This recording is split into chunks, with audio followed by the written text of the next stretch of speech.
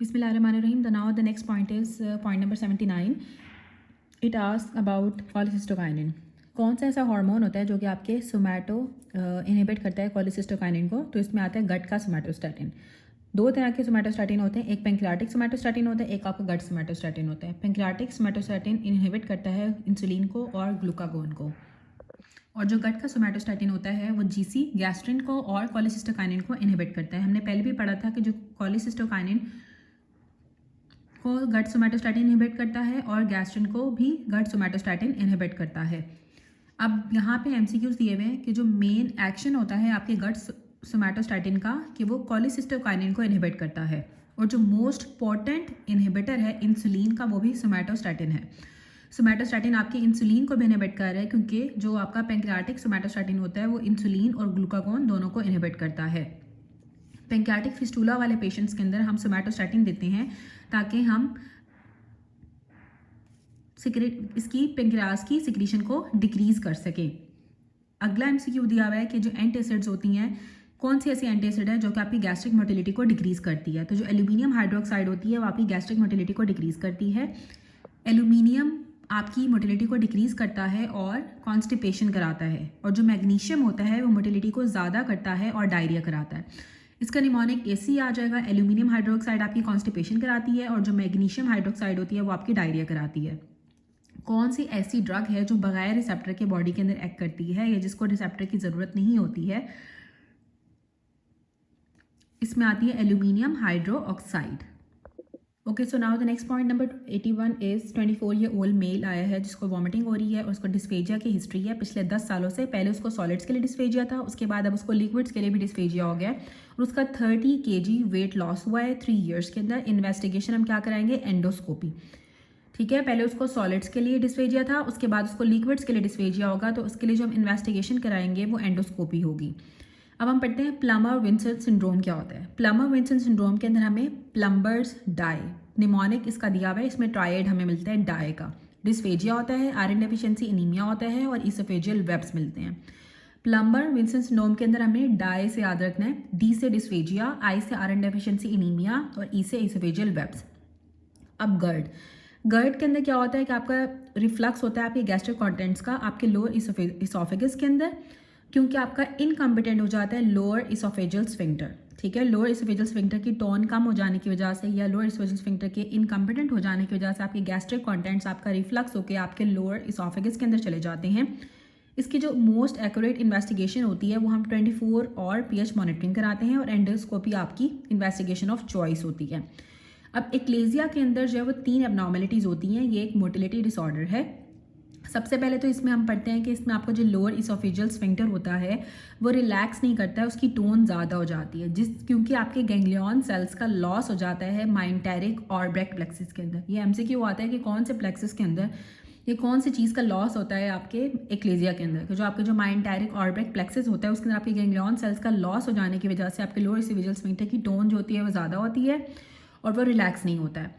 इसलिए आपका जो लोअर इसोफेजियल स्फिंक्टर का जो रेस्टिंग प्रेशर होता है वो भी हाई हो जाता है और पेरिस्टाल्सिस होती है। अब इसमें आपको डिस्फेजिया होता है सॉलिड्स और लिक्विड्स के लिए। ठीक है, प्रोग्रेसिव डिस्फेजिया होता है सॉलिड्स के लिए भी और लिक्विड्स के लिए भी, लेकिन जब ऑब्स्ट्रक्शन होती है ना तो उसके अंदर सिर्फ और सिर्फ सॉलिड्स के लिए डिस्फेजिया होता है और फिर बाद में प्रोग्रेस करता है लिक्विड डिस्फेजिया एज वेल। ठीक है, एक्लेजिया के अंदर आपको सॉलिड लिक्विड दोनों के लिए ही प्रोग्रेसिव डिस्फेजिया हो रहा है, लेकिन जब ऑब्स्ट्रक्शन होती है तो उसके अंदर पहले आपको सॉलिड्स के लिए होता है और बाद में आपको फिर लिक्विड्स के लिए डिस्फेजिया होता है। इसके लिए हम बेरियम स्टडीज़ कराते हैं। इसोफेगस टर्मिनेट करता है एक नैरोइंग में, एज अ नैरोइंग टर्मिनेट करता है लोअर इसोफेजियल स्फिंक्टर के ऊपर, इसे हम कहते हैं बर्ड बीक अपीयरेंस। मैनोमेट्री इसकी डेफिनेटिव डायग्नोसिस होती है। एक्लेजिया की डेफिनेटिव डायग्नोसिस के लिए मैनोमेट्री कराते हैं। इस तरह से गर्ड के लिए जो इन्वेस्टिगेशन ऑफ चॉइस होती है वो आपकी 24 और pH एंडोस्कोपी होती है इन्वेस्टिगेशन ऑफ चॉइस, और एक्यूरेट इन्वेस्टिगेशन हमें 24 और pH मॉनिटरिंग से मिलती है। और जब हम एक्लेजिया के अंदर बेरियम स्टडीज कराते हैं तो हमें बर्ड बीक अपीयरेंस आती है। Now that about Barrett's oesophagus. Barrett's oesophagus एक प्री मैलिग्नेंट कंडीशन होती है जिसमें आपका स्क्वामस एपिथेलियम इसोफिगस का रिप्लेस हो जाता है मेटाप्लास्टिक कॉलमनर एपिथेलियम से, जिसके अंदर गोबलेट सेल्स भी होते हैं, कॉलमनर सेल्स भी होते हैं। इसे हम स्पेशलाइज्ड इंटेस्टाइनल मेटाप्लेजिया कहते हैं। डायग्नोसिस के लिए हम एंडोस्कोपिक बायोप्सी कराते हैं, ठीक है, कि आपका जो स्क्वामस मेटाप्लेजिया है स्क्वामस से कॉलमनर हो जाता है बैरेट्स ऑफिगस के अंदर। स्क्वामस आपका एपिथेलियम होता है इसोफिगस का, वो मेटाप्लास्टिक कॉलमनर एपिथेलियम के अंदर चेंज हो जाता है, जिसमें गोबलेट सेल्स भी होते हैं, कॉलमनर सेल्स भी होते हैं। इसको हम कहते हैं स्पेशलाइज्ड इंटेस्टाइनल मेटाप्लेजिया। अब आता है oesophageal carcinoma. Oesophageal carcinoma typically present करता है प्रोग्रेसिव डिस्फेजिया के साथ, कि पहले उसको सॉलिड्स के लिए होगा डिस्फेजिया, फिर बाद में उसको लिक्विड्स के लिए हो जाएगा, और वेट लॉस बहुत ज़्यादा होगा और उसकी प्रोग्नोसिस भी पुअर होती है। वेट लॉस का दिया बताया हुआ होगा, पहले उसको सॉलिड से था डिस्फेजिया, फिर उसको लिक्विड से हो गया, और प्रोग्नोसिस भी इसकी पुअर होती है। अब एमसीक्यूज हम करते हैं कि जो मोस्ट सेंसिटिव टेस्ट होता है गर्ड की डायग्नोसिस के लिए वो 24 और पीएच मॉनिटरिंग होती है। हमने पहले भी पढ़ा कि जो मोस्ट एक्यूरेट इन्वेस्टिगेशन होती है गर्ड की वो आपकी 24 और पीएच मॉनिटरिंग होती है। एक पेशेंट आया है जिसको रैपिड डेवलपमेंट हुई है डिस्फेजिया के, जल्दी से उसको जो है ना, मतलब अचानक से सॉलिड्स के लिए पहले था, उसके बाद उसको हिस्ट्री है, उसको वेट लॉस भी हो रहा है और उसका हेमाटोक्रिट भी 30% है। डायग्नोसिस में इसोफेजियल कार्सिनोमा आ जाएगा। हेमाटोक्रिट भी कम है ना, आयरन डेफिशिएंसी हुई है उसको। अच्छा, उसके बाद है कि प्रोग्रेसिव डिस्फेजिया है ओनली सिर्फ सॉलिड फूड के लिए। किसकी कैरेक्टरिस्टिक होती है? इसोफेजियल कार्सिनोमा की, ठीक है। अगर सिर्फ सॉलिड्स के लिए अगर उसको डिस्फेजिया डेवलप हो रहा है तो इसोफेजियल कार्सिनोमा होगा, और अगर सॉलिड्स के लिए था बाद में लिक्विड्स के लिए हो गया, साथ वेट लॉस है, तो भी इसोफेजियल कार्सिनोमा होगा। एक पेशेंट आया है जिसको प्रोग्रेसिव डिस्फेजिया है सिर्फ सॉलिड्स के लिए, तो इसोफेजियल कार्सिनोमा होगा। एक पेशेंट है जिसका हीमोग्लोबिन 6 है, ब्लड पिक्चर के ऊपर हमें टारगेट सेल्स नजर आ रहे हैं और माइक्रोसिटिक हाइपोक्रोमिक एनीमिया नजर आ रहा है। पेशेंट को बुखार भी है, साथ उसको डिस्फेजिया भी है, तो ये क्या होगा? आयरन डेफिशिएंसी एनीमिया होगा। अगर हीमोग्लोबिन कम है, हीमोग्लोबिन कम होने के साथ साथ हमें टारगेट सेल्स नजर आ रहे हैं, टारगेट सेल के साथ हमें माइक्रोसिटिक हाइपोक्रोमिक एनीमिया हो रहा है, तो पेशेंट को आयरन डेफिशिएंसी एनीमिया होगा। ये इस तरह से भी आता है कि 26 ईयर ओल्ड एक मेल आया है जिसको वीकनेस है, डिस्फेजिया है, उसके ब्लड टेस्ट के ऊपर हमें हीमोग्लोबिन जो है वो 6 नजर आ रहा है, एमसीवी इसका 68 है, एमसीएच 24 है, साथ हमें टारगेट सेल्स नजर आ रहे हैं, तो कॉज क्या होगी? आयरन डेफिशिएंसी एनीमिया, ठीक है। टारगेट सेल्स हमें किस में मिल रहे हैं? आयरन डेफिशिएंसी एनीमिया के अंदर हमें टारगेट सेल्स मिलते हैं। साथ आपको माइक्रोसिटिक हाइपोक्रोमिक एनीमिया होता है जिसमें एमसीवी भी कम होगा, एमसीएच भी कम होगा, हीमोग्लोबिन भी कम होगा, और पेशेंट वीकनेस और डिस्फेजिया के साथ प्रेजेंट करता है कि उसको स्वॉलो नहीं किया जाता है और साथ उसको बॉडी के अंदर वीकनेस हो रही है। अब एक फीमेल आई है जो कंप्लेन करी है, उसको पेन है और ड्राइनेस है आइज की, उसका माउथ भी ड्राई है, पेरोटिड स्वेलिंग आपको मिल रही है, डिस्फेजिया है, चेस्ट एक्सरे के ऊपर हमें लंग की फाइब्रोसिस नजर आ रही है, तो डायग्नोसिस में आ जाएगा यॉग्रेन सिंड्रोम, ठीक है। इसमें क्या होगा कि आपकी आंखों में दर्द होता है क्योंकि आंखें बहुत ज़्यादा ड्राई हो गई हैं, माउथ ड्राई हो गया है, पेरोटिड की स्वेलिंग हो गई है और उससे डिस्फेजिया भी हो गया है, स्वॉलो नहीं किया जा रहा है, लंग की फाइब्रोसिस हो गई है, तो इसमें यॉग्रेन सिंड्रोम आता है। एक 55 ईयर ओल्ड फीमेल आई है जिसको 4 महीने से हिस्ट्री है कि उसको ब्लरिंग ऑफ विजन है और दोनों आंखों में खारिश भी होती है, और वह कहती है उसको डिस्फेजिया भी हो रहा है, ड्राई माउथ है और बायलैटरल उसके पेरोटिड भी स्वेल हुए हुए हैं, और उसके माउथ के अंदर जो है फाइब्रॉइड माउथ फिशर्स भी हैं। चेस्ट एक्सरे के ऊपर हमें न्यूमेनाइटिस नजर आ रहा है, तो जो डायग्नोसिस होगी वो यॉग्रेन सिंड्रोम होगी।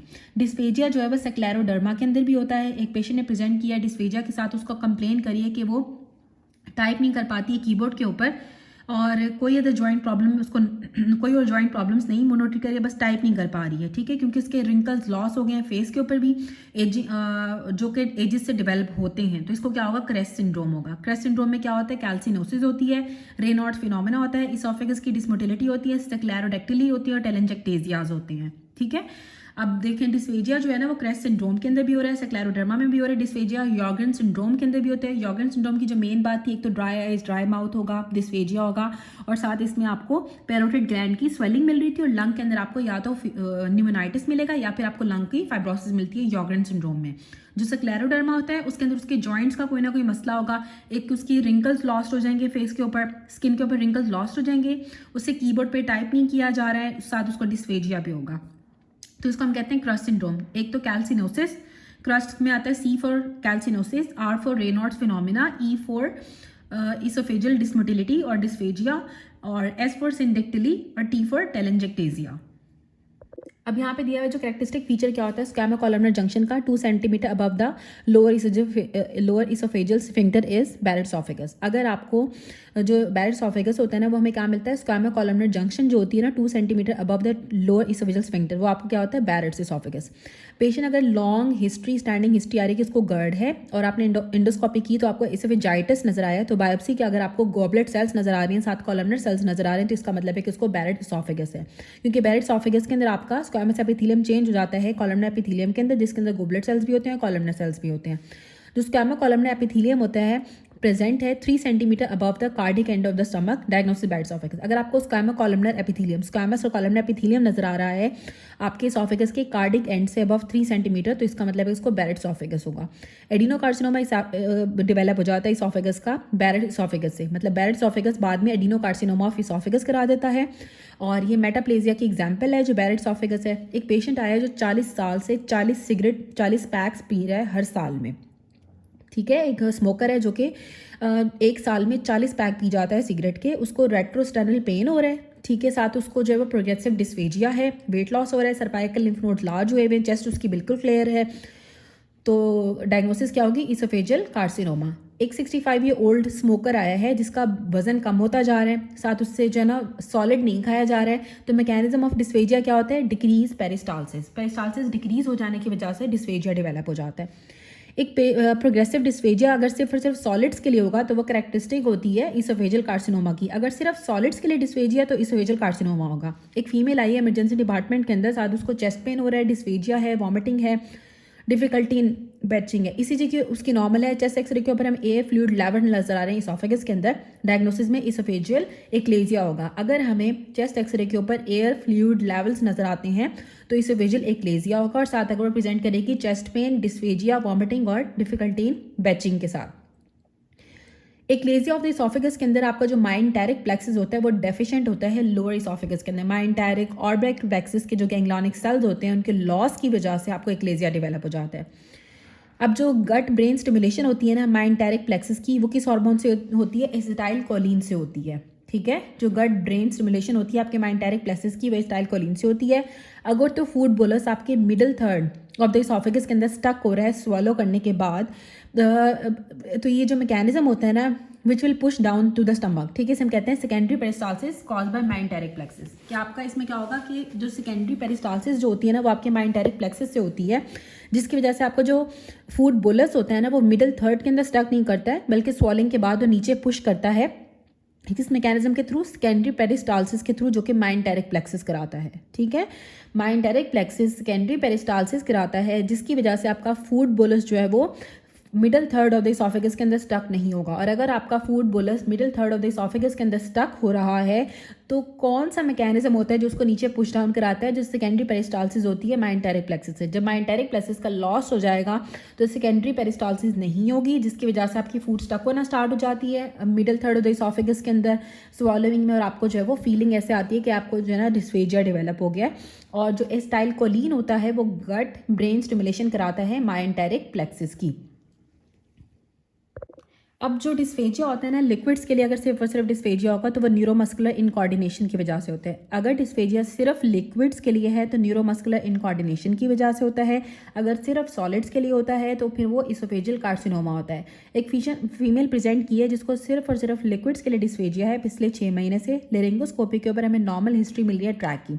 इसमें क्या होगा, लॉस ऑफ न्यूरोमस्कुलर कोऑर्डिनेशन की वजह से, न्यूरोमस्कुलर कोऑर्डिनेशन के लॉस हो जाने की वजह से उसको सिर्फ लिक्विड्स के लिए डिस्फेजिया डेवलप हो जाता है। एक फीमेल आई है 40 ईयर्स की, उसको डिस्फेजिया हो रहा है सिर्फ और सिर्फ लिक्विड्स के लिए। बेरियम एनीमा की और गैस्ट्रोस्कोपी की इन सब के अंदर नेगेटिव फाइंडिंग्स आ रही हैं। तो कॉज ऑफ डिस्फेजिया क्या होती है, न्यूरोमस्कुलर डिस्ट्रप्शन। न्यूरोमस्कुलर डिस्ट्रप्शन की वजह से सिर्फ और सिर्फ आपको लिक्विड डिस्फेजिया होता है और आपकी जो गैस्ट्रिक फाइंडिंग्स होती हैं वो सारी नॉर्मल होती हैं। एक फीमेल है, उसको हाइपरटेंशन है, साथ उसको डिस्फेजिया है, टोसिस है, मियोसिस है, एनहाइड्रोसिस है, एनाप्थैलेमोस है, ठीक है।